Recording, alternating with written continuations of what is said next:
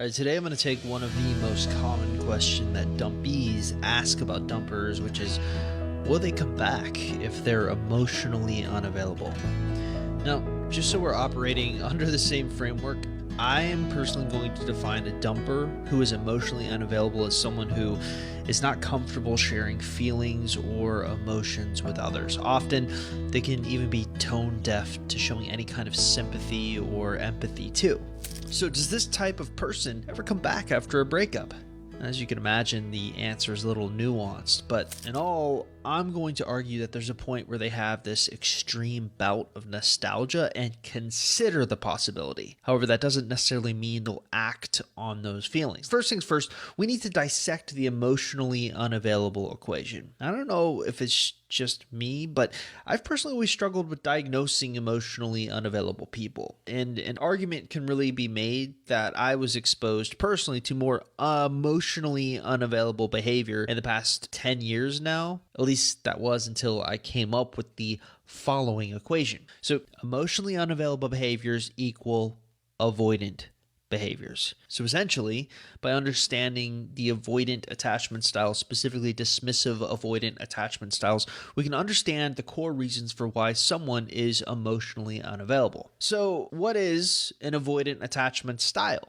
Theoretically, someone with an avoidant attachment style is someone who has a tendency to distance themselves from their partner. Usually, this is because their caregivers failed to meet certain needs, such as emotional support. So they learn to suppress those needs and emotions to self-soothe, meaning that even though they have a natural human craving for connection at heart, they feel safest alone. But really what we need to understand is there's a root cause for an emotionally unavailable dumper's avoidant persona. Often, the avoidant is an avoidant or has avoidant behaviors because their primary caregivers were not meeting certain needs. Usually these are emotional needs.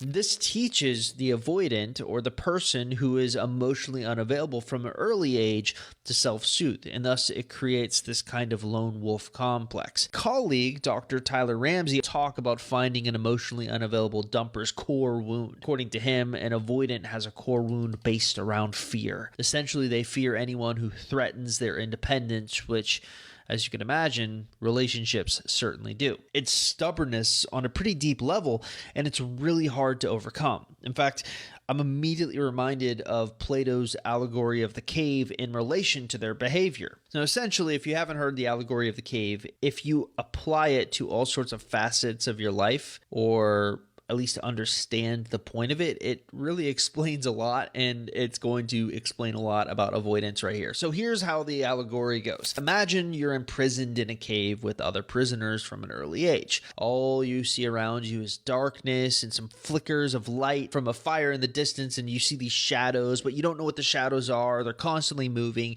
You come up with all these explanations for what they could potentially be. This is your entire life, your entire existence. It's all you've ever known. And almost no one ever escapes the cave until one day you finally do. And suddenly you're exposed to the wonders of the outside world. You go through this personal renaissance of learning everything you possibly can. One day you decide to travel back to the cave and tell the other prisoners that there are wonders of the outside world that they need to see. But you're met with skepticism. No, life is not all about this cave. There's a sun, there's a sky, there's beauty to be found, but the people, the prisoners, aren't buying it.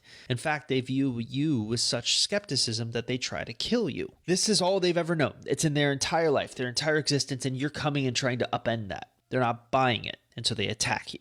Now here's the point. Often with an avoidant, trying to convince them that they should be with you after they've dumped you is akin to you going back into that cave and convincing the prisoners. The emotionally unavailable dumper has most likely been an avoidant their entire lives. It's their way of coping, their only way of knowing how to exist. You coming and trying to convince them that there's another way, that they can have a relationship that's healthy, open, secure, that there's trust, that they can open up. You're met with skepticism. Personally, that's an assault on their independence. And without their independence, they'll be laid bare. They don't have any way of coping. And that kind of vulnerability is not often easy for them to bear. But that doesn't mean they don't consider getting back with you. Now, we've noticed kind of an interesting thing, and I've been calling it the nostalgia factor. After an emotionally unavailable person has discarded you, that they actually begin to fantasize about you. It took me personally a long time to figure this out. So ultimately, here's what we learned. When an emotionally unavailable person feels like they have their independence again,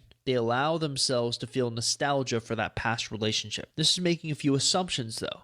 If you were too aggressive in your pursuit of fixing the relationship during the breakup, they can sometimes skip over the nostalgia phase and simply just move on. Additionally, just because they're having nostalgia about you, that doesn't necessarily mean they're going to act on their feelings. You see, the interesting thing about emotionally unavailable people is they often fall victim to this idea of a phantom ex syndrome.